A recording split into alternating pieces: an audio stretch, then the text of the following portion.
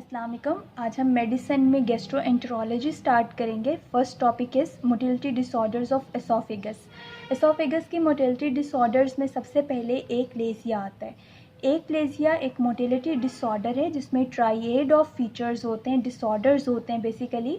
एक तो इसके अंदर एसोफेगस का लोअर एसोफेजियल स्फिंक्टर रिलैक्स नहीं कर पाता, ठीक है। सेकेंडली इसके अंदर पेरिस्टालसिस नहीं होती। एसोफेगस या नॉर्मल जीआईटी के अंदर आपको पता है कि पेरिस्टालिटिक मूवमेंट्स होती हैं जिसकी वजह से फूड माउथ से एनस तक मूव करती है, बट इन एकलेजिया पेरिस्टालसिस नहीं होती एसोफेगस के अंदर, ठीक है। थर्ड, टोन इंक्रीज़ हो जाती है लोअर एसोफेगल स्फिंक्टर की। बेसिकली होता क्या है कि जीआईटी के अंदर दो तरह के प्लेक्सिस होते हैं, एक माइंटेरिक प्लेक्सिस और दूसरा मेसिनर प्लेक्सिस। माइंटेरिक प्लेक्सिस पेरिस्टालसिस को कंट्रोल करता है और जो मेसिनर प्लेक्सिस है वो सिक्रीशंस को, यानी जीआईटी से जो सिक्रीशंस जितनी भी रिलीज़ होती हैं उन सारी सिक्रीशंस को वो कंट्रोल करता है। तो एकलेजिया में क्या होता है कि माइंटेरिक प्लेक्सिस के न्यूरॉन्स लॉस हो जाते हैं जिसकी वजह से पेरिस्टालसिस नहीं होती, ठीक है। जब पेरिस्टालसिस नहीं होती तो एसोफेगस के जो लोअर स्फिंक्टर है वहाँ पे टोन इंक्रीज़ हो जाती है क्योंकि लोअर एसोफेजियल स्फिंक्टर रिलैक्स नहीं कर पाता। इस रिलैक्स ना करने की वजह क्या है कि एक तो माइंटेरिक प्लेक्सिस हमारे पास पेरिस्टालसिस को कंट्रोल करता है। सेकेंडली इसी माइंटेरिक प्लेक्सिस के न्यूरॉन से नाइट्रस ऑक्साइड रिलीज़ होता है और आपको पता है नाइट्रस ऑक्साइड किसी भी चीज़ को डायलेट करता है, रिलैक्स करता है, ठीक है।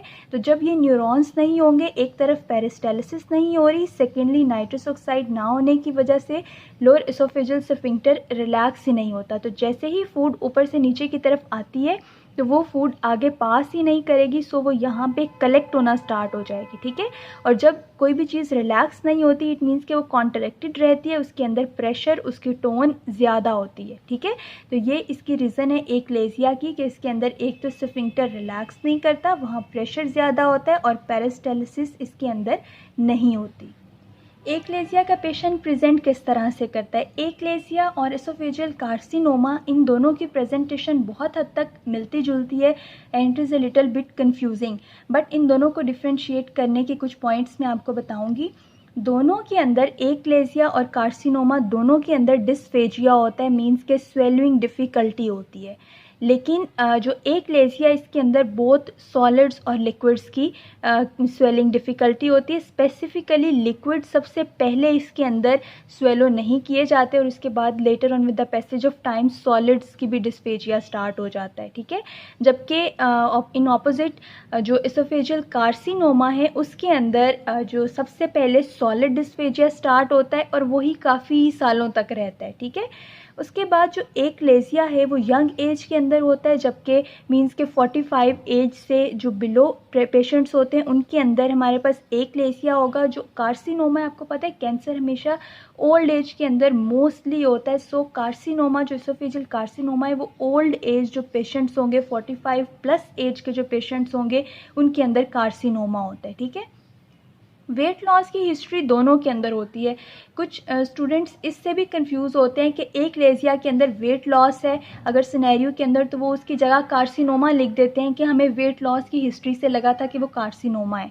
ऐसा नहीं है। कैंसर, किसी भी कैंसर के अंदर वेट लॉस होता है, ये बात बिल्कुल करेक्ट है, लेकिन एकलेजिया के अंदर भी वेट लॉस होता है। इस बेस पे दोनों को डिफ्रेंशिएट करना, ये कहना कि वेट लॉस है तो वो कार्सिनोमा है और नहीं है तो वो एकलेजिया, ये बात गलत होगी। एकलेजिया के अंदर वेट लॉस इसलिए होता है क्योंकि स्वेलिंग डिफ़िकल्टी होती है, बोथ सॉलिड्स और लिक्विड्स स्वेलो नहीं होते। जब कोई चीज़ हम कोई भी बंदा कोई चीज़ कुछ खाएगा नहीं तो ऑटोमेटिकली उसकी बॉडी के जो इंटरनली जितने भी रिजर्वायर हैं वो सारे डिप्लीट होंगे और उसका वेट लॉस होगा क्योंकि एक्सटर्नली वो कोई भी सप्लीमेंट्स, कोई भी फूड वो नहीं आगे स्वेलो कर पा रहा।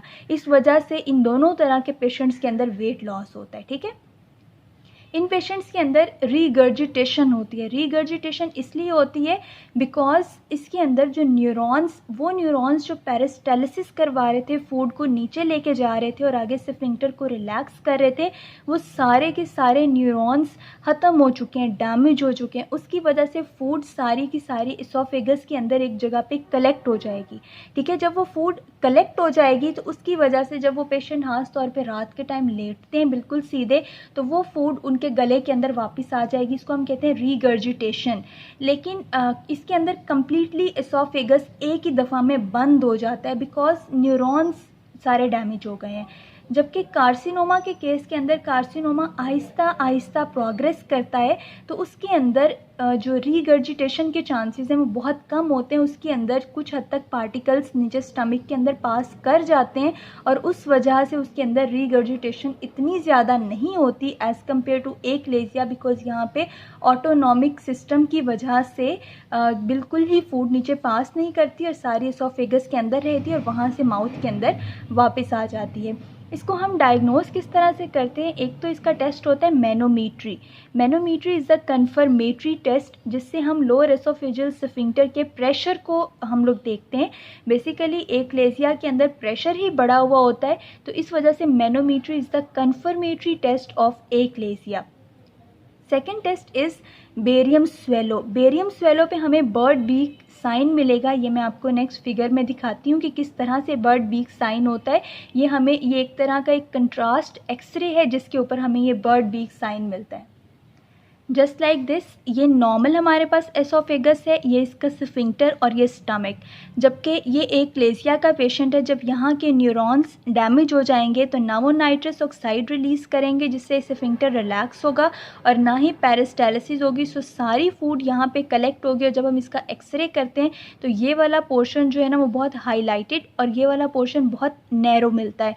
तो जिस तरह से एक बर्ड की कोई भी बीक होती है कि आगे से वो इस तरह से नैरो होती है और पीछे से वो काफ़ी वाइड होती है, तो बिल्कुल उसी तरह से हमें बर्ड बीक साइन मिलता है कंट्रास्ट एक्सरे या बेरियम स्वेलो के ऊपर। ठीक है, ये एक्लेसिया के पेशेंट्स के अंदर होता है।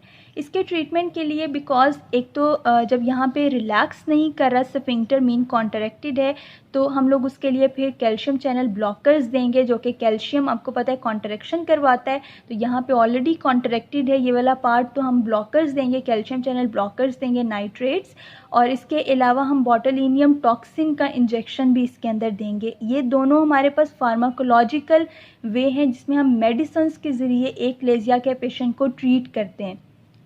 अगर मेडिकल ट्रीटमेंट फेल हो जाए then we will move towards surgical treatment. तो सर्जिकल ट्रीटमेंट के अंदर जो हमारे पास ट्रीटमेंट ऑफ चॉइस है दैट इज़ हेलर्स मायोटोमी। हम वो मसल्स, वो जो स्मूथ मसल्स हैं यहाँ पे हम उन्हीं को रिमूव कर देते हैं एक सर्जिकल प्रोसीजर के ज़रिए, दैट इज़ कॉल्ड हेलर्स मायोटोमी।